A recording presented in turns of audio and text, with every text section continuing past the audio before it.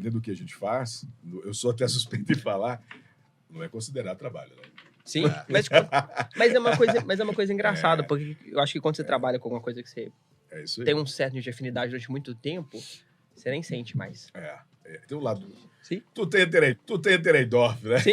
E você escolhe as alegrias e as tristezas. Mas quando a gente está trabalhando, a gente trabalhando, falando plural, quando eu estou trabalhando, eu não me sinto trabalhando. Esse é um ponto, não sei se é tão negativo ou positivo. Cara, eu acho que... Vocês também têm essa sensação? Tem. Aí, pô, final de semana complicou. também, às vezes tá lá codando, fazendo coisas, Eu acho assim, que não é uma obrigação, né, cara? Eu acho que é muito positivo. Muito positivo.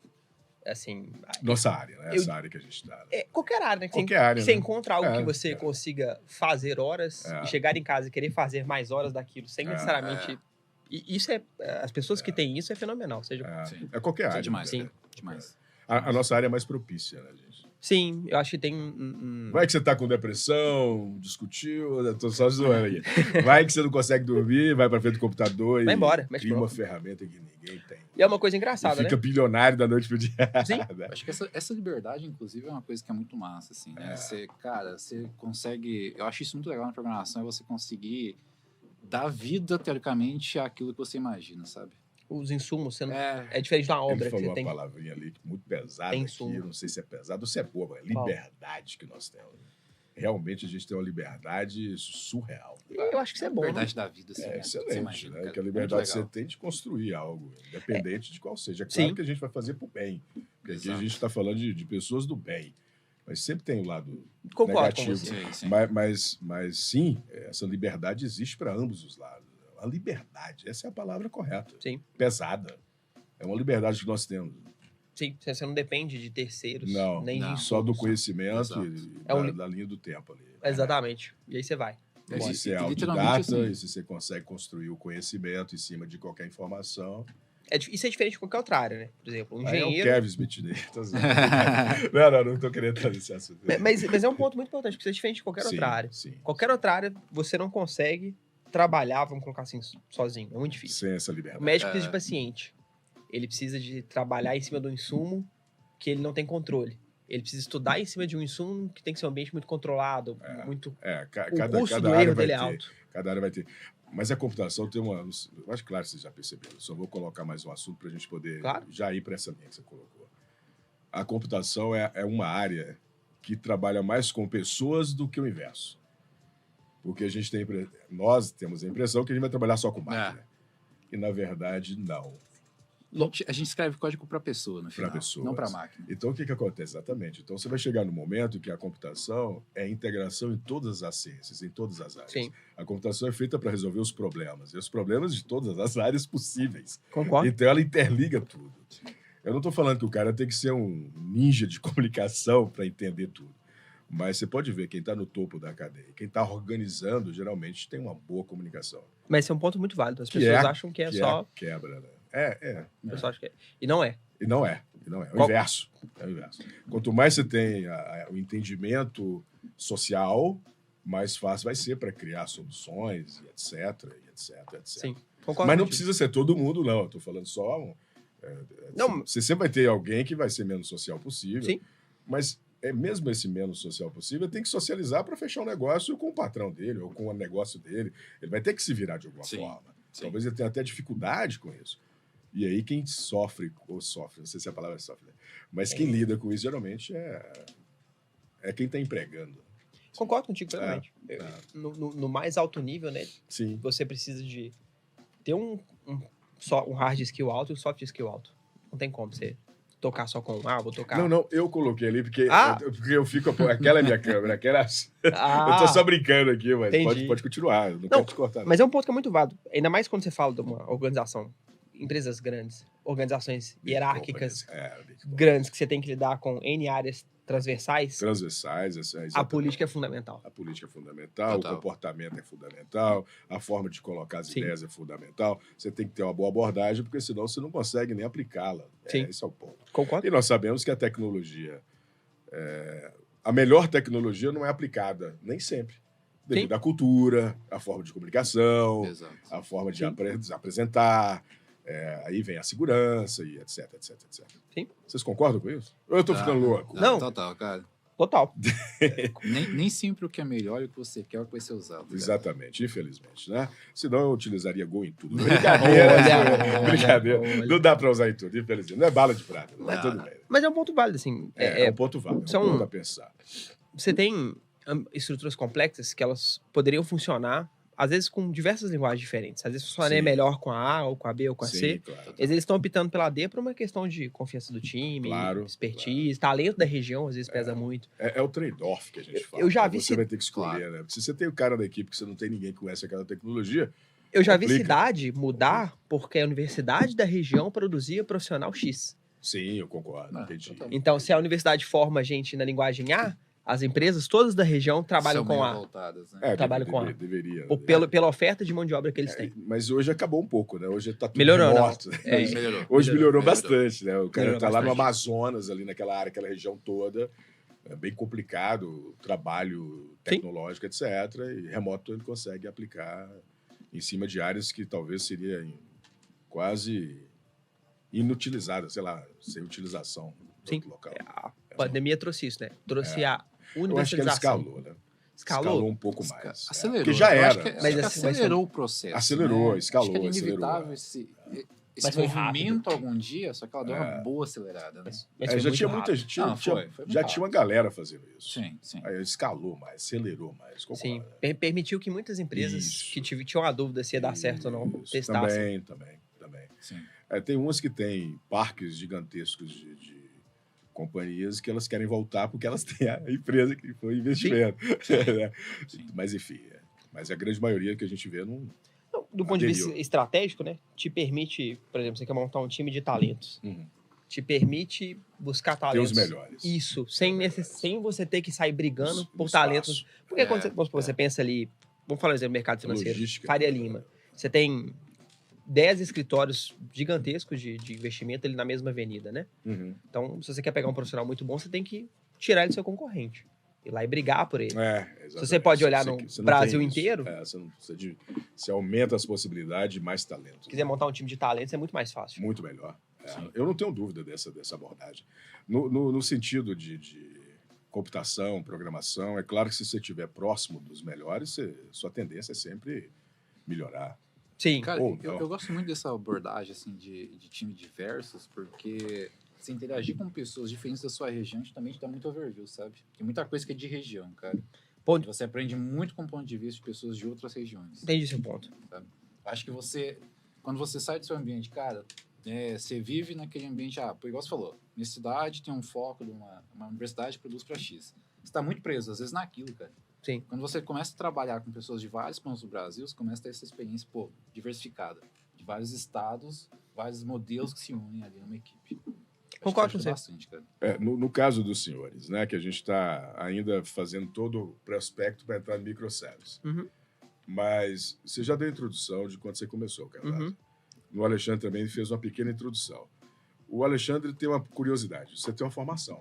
Eu tenho uma formação. Qual que é a formação? Formação superior? Quando você iniciou, você fez ali... Estudou ali de forma própria, fez o Cefet. Sim, vamos lá. Depois você chegou na faculdade. Não, show de bola. Depois você desistiu de tudo, quis fazer o doutorado. Largar a vida, mestrado, né? Você voltou, quis ir morar numa ilha deserta e tomar água de coco. Embaixo. Então, eu comecei no técnico, então eu já tinha uma afinidade grande por tecnologia, mas ainda não tinha me envolvido na programação. E no meu técnico eu comecei com C, C++, depois Java, PHP. E eu fui me aprofundando, né, conhecendo. Não, tem toda uma história. C++, Java e PHP. Foram as matérias principais. Mas isso, eu acredito que não sei a porcentagem, mas a grande maioria das universidades, escola técnica. Não, sim. Não sei hoje. Boa parte deve ser C++. Hoje elas estão mais modernas, mas assim, algumas já vai direto para Python, vai direto para Java. Isso, ou vai para .NET. Vai para .NET. Então, mas a base em C e C++ que seja dada até hoje. Eu acredito que deveria ser sempre. Eu não sei por que eles mudaram ainda. Cara, eu vejo muito Java ainda, viu? Nós temos muitos dados, né? O Java... Não, sim. O problema tem. Até porque você tem que manter o que foi feito há 30, 40 anos. Não tem jeito, né? Mas sim... É brincadeira. Mas o Java, ele traz um nível de complexidade que eu não sei se para uma pessoa que está começando... Eu acredito que quando você está iniciando... Eu não sei. Complexidade. Eu acredito que ele tem que estar com... É simples, são acho que 27 palavras. Eu acredito para quem está conversando, quanto mais o sofrimento, melhor. C++, você não tem fundo, ponteiro de void, C++... Você entende que qual que é a ordem? Também, né? Qual que é a ordem? A minha ordem? C++ e Java. C++ e o Assembly depois. É porque quando você fala de Java... Não, tem que ter a Assembly é importante. É importante. Nossa, eu fiz 80, então acabei brincando. Você para pra pensar, você puxou das coisas que eu nem tava lembrando. Tipo, não, toda a base de linguagem de máquina, a parte de elétrica, eletrônica, pra você aprender, por exemplo. Cara, isso é fenomenal, né? Isso ficou muito aquelas aulas com circuito, otimização de circuito. Então, assim, eu faria, se eu fosse fazer um curso de computação completa... Ou você ia fazer engenharia da computação. Não, aí... Porque a ciência da computação é isso que a gente Não, eu fiz sistema de informação, que eu já queria ir para viés de mercado de trabalho. Sistema de informação já é uma pegada mais com ciência da computação. Isso. Só que o meu técnico trouxe uma base tão grande de sistema de informação. De programação. De programação. De software. Facilitou.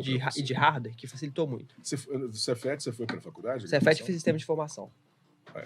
Já fui para graduação. Já foi para graduação. Porque ou seja, no primeiro período, você foi o bambambam, enquanto que a galera não tinha técnico, tava lá ralando para entender o algoritmo. A vantagem é essa. Bom conhecimento prévio, né? Eu posso falar porque eu sofri nessa época. Eu sei. A vantagem é essa, que tipo assim, você vai até o, sei lá, o quinto período tranquilo. Quinto período tranquilo. Vai tranquilo. E no sétimo, no oitavo, às vezes você sul com alguma coisa ou outra ali, que por causa de cobrança de tempo, que considera trabalho, faculdade é difícil. Mas assim, até que... Isso é triste, né? Você tem filosofia, não? Tive filosofia, acredita? A galera não sabe por que da filosofia. Né? No técnico? E tudo.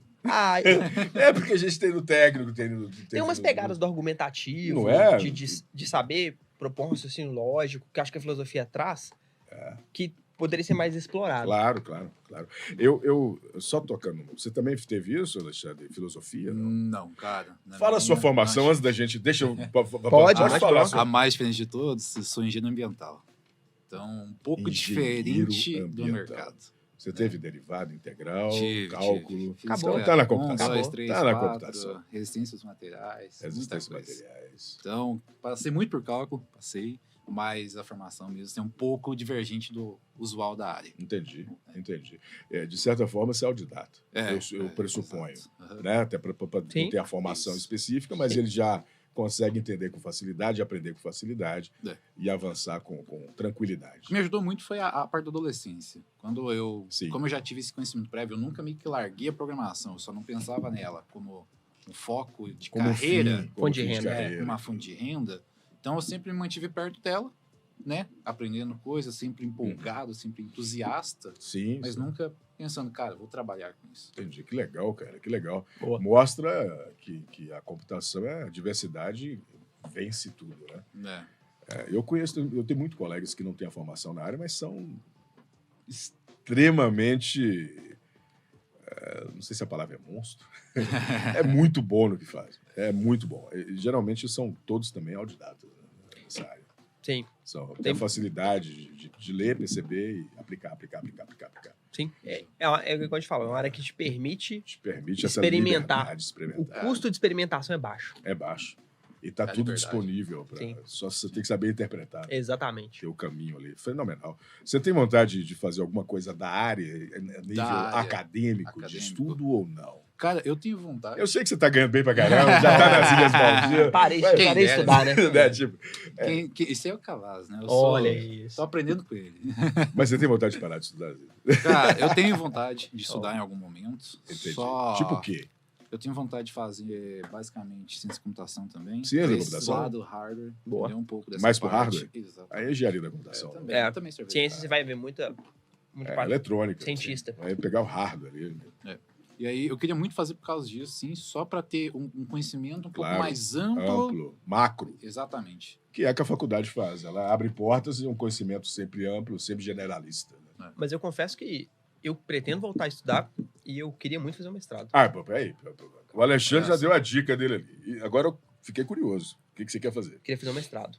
Sobre? Na área da computação. Porque mestrado você tem que escolher um tema, Qualquer coisa, sim. E você aprofunda no tema. Sim. Porque... Nem tanto. Não, sim. Aí é o doutorado. Mas eu tô brincando. Eu entendi. Você se provar mestre naquele conjunto de assuntos que você trouxe. Sim. Por exemplo, qual o tema que você gostaria de dissertar sobre? Não você sei. Tem uma ideia, assim, eu tava pensando muito na parte na de... Na verdade, ele vai escolher a universidade primeiro. Depois você escolhe o tema, né? Melhor, é mais fácil. Ou você escolhe o tema e escolhe depois a faculdade. Exatamente. Você tem que escolher. Mas Cada faculdade vai ter um grupo de professores, e esses grupos de professores vão defender alguma daquelas áreas, e você vai ver que está mais próximo ali do que você quer trabalhar, estudar. Mas eu sinto falta disso. Mas o mestrado é fenomenal. Fenomenal. Poder formalizar estar na ffronteira do conhecimento e saber formalizar a fronteira do conhecimento do ponto de vista acadêmico e trazer um respaldo. Porque nós somos muito mercado, né, Cavalo? Pelo que eu tô vendo. A gente é muito mercado, muito prático. A gente é do mundo, assim, do mercado. Né? O mundo acadêmico, às vezes, a gente tem a visão que está um pouco distante ainda. Sim. Mas, dependendo da ótica, não tão distante, porque tudo nasce lá, de certa forma. Sim. A maioria dos algoritmos não foi feito aleatoriamente. Raríssimas pessoas saem do mercado para fazer alguma coisa que vai para academia. Geralmente é o contrário. Geralmente é o contrário. Está muito específico, mas muito nichado. Eu nem tenho essa expectativa de que eu trago algo novo. Não, mas eu tô... Mas vai que. Mas eu vai lá, daqui uns 6 meses, o Cavasa passa, eu tô aqui, a Cavasa... Né? Aí daqui um ano, o Cavasa... Um algoritmo... Pô, que é isso? Mas eu sinto muita falta de... A falta não, sim. Novo algoritmo otimizado para redes neurais, né? Deep Learning abaixo do Deep Learning. Vai saber, cara. Né? Concordo. Não é uma coisa nova. Mas com certeza vai ser C. Boa pergunta. Vai ser C. O algoritmo tem que dar C ou não? Tem que dar... não sei. Ou COBOL. Não sei. Ou Pascal. Boa pergunta. Ou Java. Aí tá o ponto. Na verdade, o algoritmo vai funcionar em qualquer coisa. Exato. Mas o que vai mais performar... Se você olhar, apesar que eu vi outro dia um cara escrevendo um código em Assembly. E ele se propôs a escrever o mesmo código em C. Mas tem tanto compilador que gera um Assembly perfeito. Né? Esse é o ponto que ele chegou. Ele está querendo escrever um compilador. Não, ele queria otimizar o código dele em C. Entendi. E ele falou assim: se eu escrever em Assembly, vai ficar melhor. Claro. Só que ele tomou o pau do compilador, de tão otimizado que é o compilador do C. Pois é, chegou no que a gente ia falar. É difícil achar um programador que consiga otimizar um código Assembly melhor do que um compilador de C, por exemplo. O compilador...